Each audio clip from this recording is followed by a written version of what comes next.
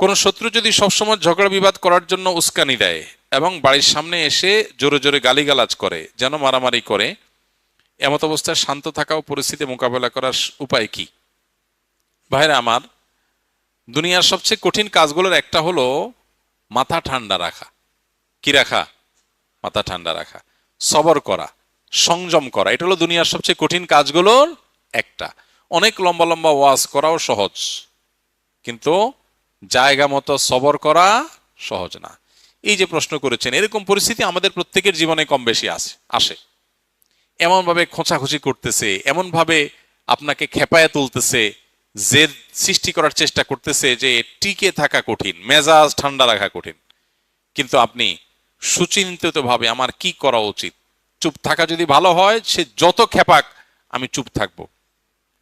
আর যদি রিয়্যাক্ট করতে হয়, যতটুকু করলে আমার জন্য কল্যাণ আমি ততটুকু করে, বেশি করব না। এই সিদ্ধান্তটা সহজ সিদ্ধান্ত না, অনেক কঠিন সিদ্ধান্ত। এটা সবাই পারে না। দাড়ি রাখা, টুপি পরা, জুব্বা পরা, এমনকি নামাজ কালাম পড়া, এগুলো যত সহজ, সবর করা এত সহজ না। এই জন্য অনেক নামাজি কালাম মানুষে দেখবেন যে পরিস্থিতি যখন খারাপ হয়, দেখা যায় সেরাবেরা অবস্থা হয়ে গেছে, মুখ খারাপ করে, গালিগালাজ করে, চেতে মেতে অবস্থা খারাপ হয়ে গেছে। তো এই জন্য সংযম বা আত্মনিয়ন্ত্রণ এটা খুব কঠিন একটা কাজ। ইসলাম আমাদেরকে বারবার এই জিনিসটা শিখিয়েছে, আমাদেরকে নিজেদেরকে কি করতে হবে? নিজেকে কন্ট্রোল করা শিখতে হবে। যেখানে যতটুকু দরকার ততটুকু ডোজ দিব, বেশি দিয়া এরপরে বলবো সরি, এটা করা উচিত না। তো এই জন্য কেউ যদি আপনাকে ঝগড়া বিবাদ করে, গায়ে পড়ে আপনাকে খেপানোর চেষ্টা করে, আপনি নিজেকে ঠান্ডা রাখবেন। আপনার জন্য একটা সান্ত্বনার হাদিস আছে, কিভাবে ঠান্ডা রাখবেন, ওই হাদিসটার কথা মনে রাখবেন। এবং মাঝে মধ্যে এই হাদিস লিখে বাসা বাড়িতে বিভিন্ন জায়গায় লাগা রাখতে পারেন, মোবাইল স্ক্রিনে, কম্পিউটার স্ক্রিনে এটা ভাসিয়ে রাখতে পারেন, যাতে করে আপনার মোটিভেশন হয়। আবু দাউদে বর্ণিত একটা হাদিস নবী করিম সাল্লাল্লাহু আলাইহি সাল্লাম থেকে বর্ণিত হয়েছে। তিনি বলেছেন, আনা যাইমুন বিবাইতিন ফি রাবাদিল জান্নাতি লিমান তারাকাল মিরা ওয়া ইন কানা মুহিক্কা। অর্থাৎ নবীজি বলেছেন, আমি জান্নাতের মধ্যে একটি প্রাসাদ পাইয়ে দেওয়ার। জান্নাতে প্রাসাদের মালিক হওয়া মানে কিন্তু দুনিয়ার মতো কোন ফ্ল্যাট প্লট বা বাড়ির মালিক হওয়ার মতো না। দুনিয়াতে মানুষ মালিক হয় কতদিনের জন্য?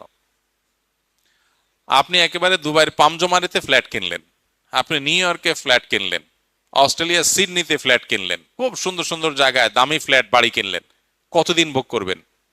50, 60, 70, 80 বছর, ঠিক না বেঠিক? মালিকানা তো এই পর্যন্তই। এরপরে মালিক হবে কে? ছেলে, বউ, অন্য কেউ। এরপর তার আপনি মালিক না, নাকি? তাহলে দুনিয়ার মালিকানা হলো 60, 70, 80 বছর বয়স পর্যন্ত। তাও তো মানুষ কিনতে কিনতে তো 40, 50 বছর হয়ে যায়। এরপরে মরার বাকি থাকে আর 10, 20 বছর। 10, 20 বছরের জন্য ফ্ল্যাটের মালিক হয়, তাতেই কি ভাবসাব। আর জান্নাতের যদি কেউ ফ্ল্যাট আর অট্টালিকার মালিক হয়, সেটা কতদিনের জন্য হবে?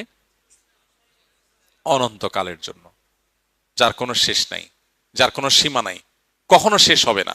সুবহানাল্লাহ। নবীজি বলেছেন, আমি ওই ব্যক্তির জন্য জান্নাতের মধ্যখানে প্রাসাদ আল্লাহর কাছ থেকে পাইয়ে দেওয়ার দায়িত্ব নিলাম। আমি গ্যারান্টি দিচ্ছি, আল্লাহর কাছ থেকে আমি তাকে জান্নাত পাইয়ে দিব। যে ব্যক্তি ঝগড়া করার উপলক্ষ তৈরি হওয়ার পরেও অন্যায়ভাবে তার উপরে জুলুম করা হচ্ছে, তারপরও সে কথা বাড়াচ্ছে না, কেন? ঝগড়া বাড়বে সেজন্য। সে নিজেকে নিয়ন্ত্রণ করছে, মুখ বুজে চলে আসছে, কথা বাড়াই নাই, পুরা উল্টা পাল্টা বলতেছে, পুরা অন্যায় করতেছে। চাইলেই এখানে এটাকে নিয়ে সামনে বাড়ায় ঝগড়া করা যায়, কিন্তু সে ঝগড়াটা এড়াইতে চাচ্ছে। এই জন্য বলছে, ভাই থাক, ঠিক আছে ভাই, আপনি যা বুঝছেন ওকে। সে সামনে কথা বাড়াইতে চায় না।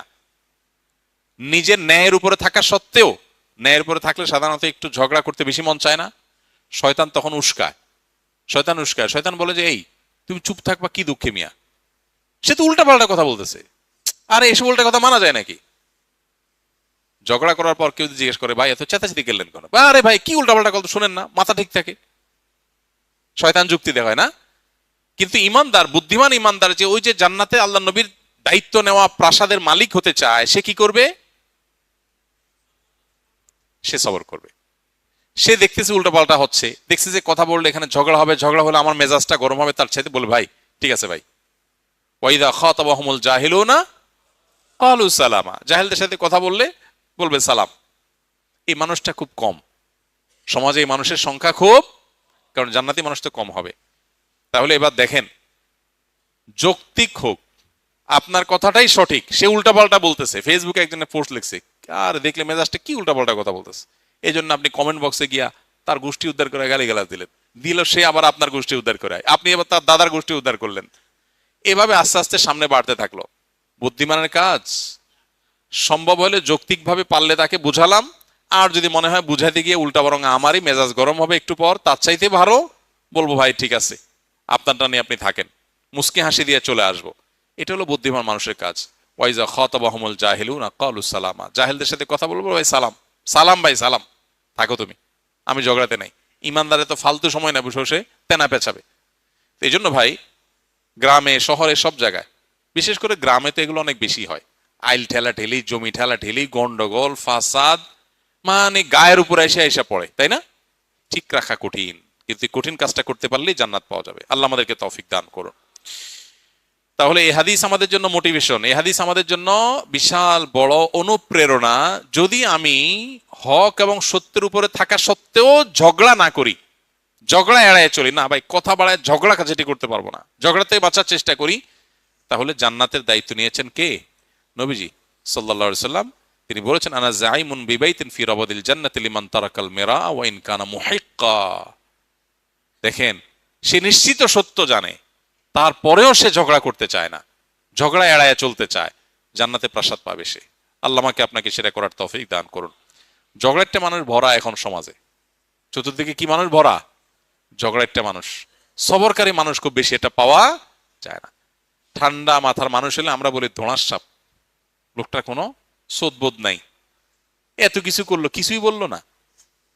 আপনারা একজনে গালিগালাজ করে উদ্ধার করে ফেলছে, জমি ঠেলছে, দুনিয়ার উল্টাপাল্টা করছে, আপনি যদি সবর করেন আপনার বউ বলবে তুমি কি পুরুষ না? বলবেন আমি জান্নাতি। আরে মহিলা কি বলো পুরুষ না? আমি জান্নাতি। জান্নাতি বলতে জান্নাতের প্রত্যাশাকারী, সেই জন্যই তো আমি চুপ থাকতেছি, নাইলে আমারও জমান আছে, আমিও পারি পাল্টা দিতে, কিন্তু আমি দিচ্ছি না। কেন দিচ্ছি না? জান্নাতের লোভে, জান্নাতের আশায়। আল্লাহ আমাদেরকে সবরের তৌফিক দান করুন।